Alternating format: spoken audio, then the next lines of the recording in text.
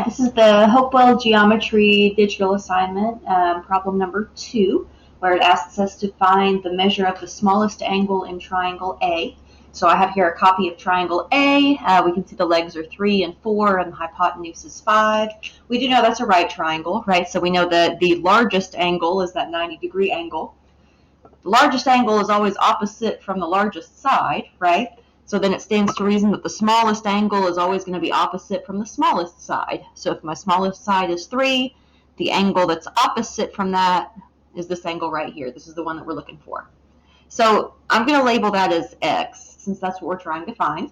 I'm going to use some of my trigonometry, because I know I can use SOHCAHTOA to help me when I'm trying to find a missing piece in a right triangle.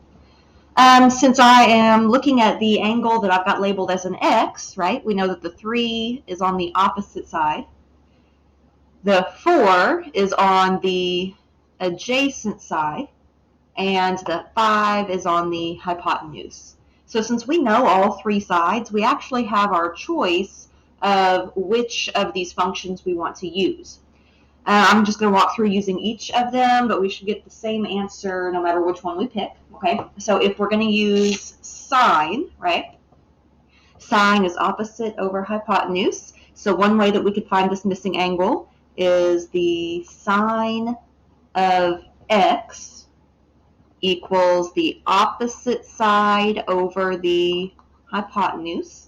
And then we know that since that x is kind of locked away inside the sine function, we could use our inverse sine function. X equals the inverse sine function of 3/5.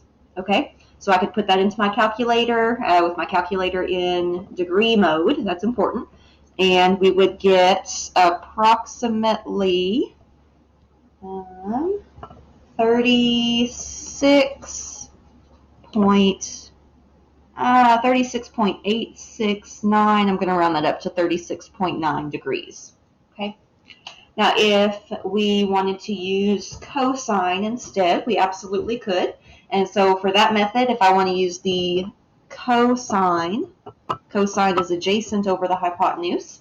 And so I'm going to have here the cosine of angle x equals the adjacent side, which was 4, over the hypotenuse, which was 5.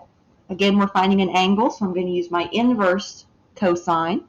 X equals the inverse cosine of 4/5. When I put that into my calculator with my calculator in degree mode, I get, again, approximately 36.9 degrees for my answer. And the third way that we can find this is by using our tangent function. And so if I want to use tangent, that's opposite over adjacent. And so I would do tangent of x equals opposite, which was 3, over the adjacent, which was 4.